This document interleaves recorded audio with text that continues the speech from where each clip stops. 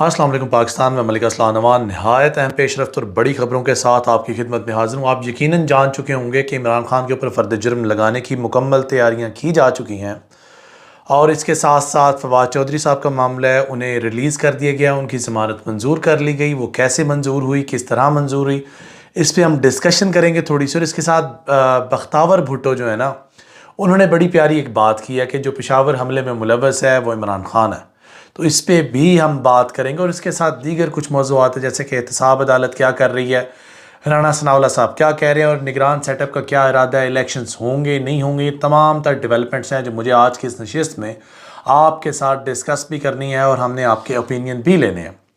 बात शुरू करते हैं वफाकी वज़ीर राना सनाउल्लाह साहब से, कि पार्लियामेंट में बात करते हुए कहा कि आज मेरे भी वही जज्बात हैं जो हर पाकिस्तानी मुहिब वतन इस तरह से सोच रहा है कि इसमें लाहौर या पेशावर की तफरीक नहीं होनी चाहिए, और यकीनन नहीं होती राना साहब, ये शायद आपको गलतफहमी है। वफाकी वज़ीर दाखिला राना सनाउल्लाह साहब ने कहा कि दर्जनों ऐसे वाक़या लाहौर में हो चुके हैं जिनमें एक वाक़े में शहादतों का नंबर 100 से ज़्यादा है।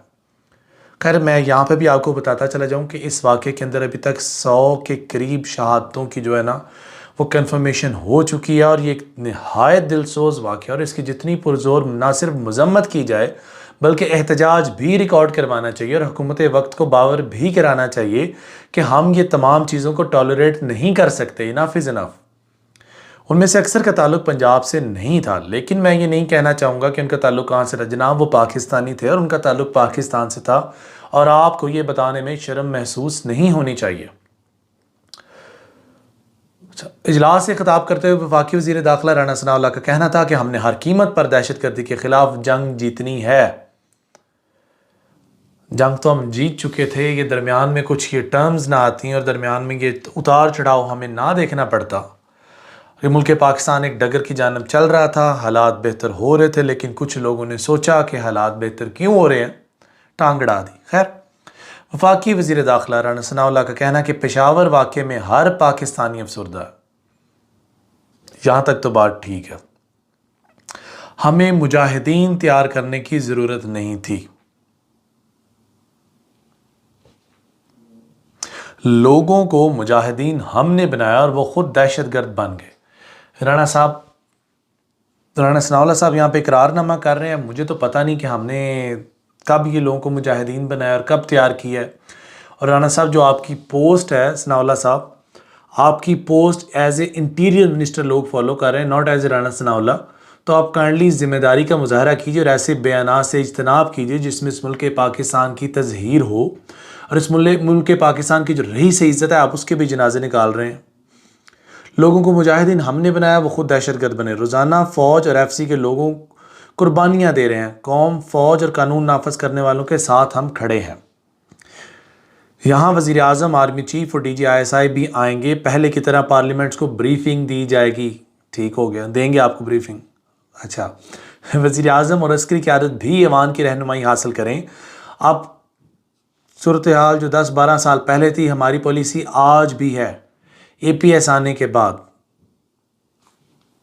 ये राना सनाउल्लाह साहब का एक बयान है, और आप में से कितने लोग हैं जो एग्री करते हैं इनकी तमाम बातों से, वो ज़रा कमेंट सेक्शन में हमें बताएं ताकि हमारी भी इस्लाह हो सके। बाकी पाकिस्तान और IMF के वफद की मुलाकात का एलामिया जारी, जिसके मुताबिक वज़ीर ख़ज़ाना ने IMF को माशी पॉलिसियों और मुख्तलिफ शोबों में इस्लाहात के बारे में आगाह किया। यानी कि अवाम का गला जिथों जिथों घुटना है, ऐसा तैयारी कर ली है। अवाम मरती है, मर जाए, क्या फ़र्क पड़ता है, महंगाई होती है, हो जाए। अब तो लोग इस तरह की बातें कर रहे हैं कि गैस आ नहीं रही, बिल आ रहे हैं। आहिस्ता आहिस्ता इस तरह की बातें होंगी कि इस मुल्क पाकिस्तान में आमदनी आ नहीं रही और जा रही है। फिर लोग अपने कीमती लोगों को बेचेंगे, अपने रिश्तेदारों को बेचेंगे, अपने जिस्म के हिस्सों को काट कर बेचेंगे, और आहिस्ता आहिस्ता ये मुल्क पाकिस्तान तबाही की उस नहज पे पहुंच जाएगा जब लोग एक दूसरे की गर्दनों पर छुरियां रख कर एक दूसरे से भत्ता वसूल करेंगे। यानी कि वेलकम टू पुराना पाकिस्तान। खैर, इलामी के मुताबिक IMF वफ़द से मुलाकात में माशी और माली पॉलिसियों का जायज़ा लिया गया और नवी जायज़ के मुकम्मल करने के लिए इस्लाहात पर बातचीत की गई, जबकि माली खसारा पूरा करने के लिए करेंसी की शरह तबादला और तवानाई के शोबे में इस्लाहात को बारहा आगाह किया गया। चलें चाटें तलवें। अलामिया के मुताबिक वज़ीर ख़जाना इसहाक़ डार ने बातचीत जारी रखने पर IMF के मैनेजिंग डायरेक्टर का भी शुक्रिया। ये वो इसहाक़ डार साहब है जो कह रहे थे कि मैं वहाँ से प्लेन पर बैठा हूँ, मैनेजिंग डायरेक्टर से मैंने बात की है और मैंने उन्हें समझाया अगर आप हमारी बात नहीं सुनेंगे तो हमारे पास और बहुत सी ऑप्शंस हैं। ये ठीक आज से 1.5 माह पहले का बयान है और अब वो उसका शुक्रिया अदा कर रहे हैं। अजाब जो एक शायर है वो बड़ा प्यारा शेर बोलता है, याद माजी भी अजाब है यारब, काश के मुझसे छीन ले हाफजा मेरा। तो इनको या इनका हाफजा छीन जाना चाहिए या मीडिया की जो हार्ड ड्राइव है वो उड़ जानी चाहिए ताकि इनके जो माजी के बयानात हैं वो सामने ना आए और ज़िल्लत और रसवाई इनका मुकद्दर ना बने। खैर, अलामिया के तहत मुज़ाकरात में माली खसारा पूरा करने के लिए उठाए जाने वाले इक़दाम पर भी बातचीत हुई, यानी कि कहाँ कहाँ से अवाम की हमने चीखें निकलवानी हैं, हम ये बात कर रहे हैं उनके साथ। सीधे लफ्ज़ों में अगर मैं आपको बताऊँ तो तवानाई के शोबे में गर्दिशी कर्ज़े ख़त्म करने के लिए इस्लाहात और आला सतही कमेटी के क़याम पर बातचीत की गई, यानी कि कहाँ कहाँ से टैक्स लगाना है, किस किस के बंदे को छेड़ना है, कहाँ कहाँ पे FIRों की रेड करवानी है और किस तरह आवाम का जीना बहाल करना है, ये तमाम तर डिस्कशंस हो चुकी हैं। ये थी जी हमारी कुछ डेवलपमेंट्स। बाकी फवाद चौधरी साहब की ज़मानत मंजूर हो चुकी है। जैसा कि मैंने आपको जिस दिन वो गिरफ़्तार हुए थे मैंने उसी दिन आपसे बात की थी कि फवाद चौधरी की गिरफ़्तारी का मकसद यकीनन उन्हें गिरफ़्तार करना नहीं, हाँ किसी ने इंजॉयमेंट की होगी इस बारे में, थोड़ी सी कोई पुरलुत्फ़ हुए होंगे कुछ लोग, लेकिन यकीनन उनकी जो प्रायोरिटी लिस्ट में फवाद चौधरी का अंदर जाना कोई इतना नेसेसरी नहीं था। लेकिन हालात ऐसे क्रिएट करना मकसद है कि जिससे एक डाइवर्जन लग सके। और उस मुल्क पाकिस्तान में जैसे कि एहतसाब अदालतों की मैं बात करूँ, अरबों रुपए के केसेस रिवर्स हो गए हैं। ये इनकी अगर आप टाइमिंग्स चेक कर लें, इनकी टाइमिंग्स वही हैं जब उज़ैर बलोच को छोड़ा गया, फवाद चौधरी पकड़े गए। और इस तरह के कई ऐसे इक़दामात मीडिया को डाइवर्जन लगा कर किए गए हैं। अब क्योंकि वो जो डाइवर्जन लगाने का मकसद मुकम्मल हो चुका है तो फवाद चौधरी ज़ाहिर बात है कदावर शख्स हैं, तो उनको ज़्यादा देर के लिए पिंजरे में रखना भी एक बहुत बड़ा टास्क था जिसको निभाना शायद काफ़ी मुश्किल था। लेकिन वेल डन उन लोगों के लिए जिन्होंने अपने आकाओं का हुक्म बजा लाते हुए ये वाले इक़दामात किए। और खैर जिनके कहने पे उन्होंने इक़दामात किए हैं वो लोग यकीनन उन्हें परेशान नहीं होने देंगे। बाकी फ़ौज के अंदर जी कोर कमांडर्स की कॉन्फ्रेंसेस हुई हैं। पेशावर साने की ज़िम्मेदारियों को जो ज़िम्मेदारान हैं उनको इंसाफ के कटहरे में लाया जाएगा, हमारे आर्मी चीफ ऑफ स्टाफ साहब का कहना है। इंशाल्लाह जल्द ही ऐसा होगा। मैं उम्मीद करता हूँ इस मुल्क पाकिस्तान में स्टेबिलिटी बिल्कुल वैसे ही आएगी जैसा माजी में रही है। बाकी ये वाक़यात ऐसे हैं कि इनकी मज़म्मत और फ़कत मज़म्मत ही हम करते रहे तो फिर तो मज़म्मत ही हो जाएगी, काम तो हमने करना कोई नहीं।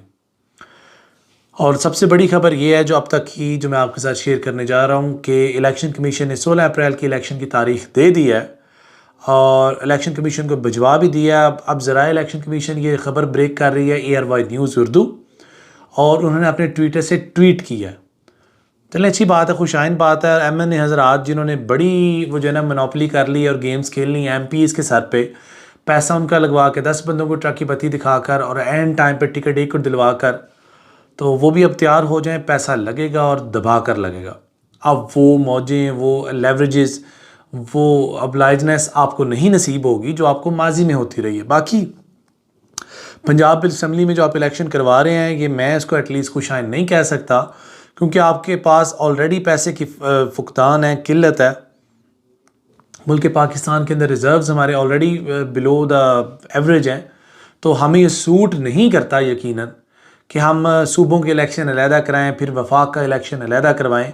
और at the end of the day जो लोग ये कहते थे कि खान साहब को असम्बलियाँ तहलील नहीं करनी चाहिए थी, अगर तो पंजाब असम्बली लेवल का इलेक्शन होगा तो नेशनल लेवल की जो लीडरशिप है वो पंजाब में आएगी और यकीनन इलेक्शंस पर इस पर बहुत फ़र्क पड़ने वाला है। रिगार्डलेस इमरान खान साहब नाअहल होते हैं नहीं होते, तो शाखाना केस है कहा जाके ठीक है नाअहल कर देंगे उनको, चांसेस भी बहुत ज़्यादा है। लेकिन फिर सबको करें जैसे कि हम माजी से कहते आ रहे हैं, हम अपने पिछले 150 वीलॉग्स रिकॉर्ड करवा सकें और उनमें से बेशतर में हम ये कह चुके हैं कि इंसाफ का तकाजा, इंसाफ के कवानीन एक होने चाहिए, एक गलती की सज़ा यकीनन एक ही होनी चाहिए। मिसाल के तौर पे कोई चोरी कर रहा है, चोर के हाथ कटने चाहिए, ये नहीं कि किसी चोर के गले में हाथ डाला जाए और किसी का हाथ काट कर किसी बड़े चोर को पेश किया जाए। बाकी आज के इस नशिस्त में बस इतना ही। उम्मीद करता हूँ आपको ये वीडियो अच्छी लगी होगी। कमेंट सेक्शन में अपनी कीमती आरा का ज़रूर इजहार कीजिए। भी के लिए मुझे आप इजाज़त दें। और जिस शख्स ने इस मुल्क पाकिस्तान का बुरा चाहा, अल्लाह हर उस शख्स की नस्लें गारत करे। फ़ी ईमानिल्लाह। खुश रहें, आबाद रहें। अल्लाह हाफ़िज़।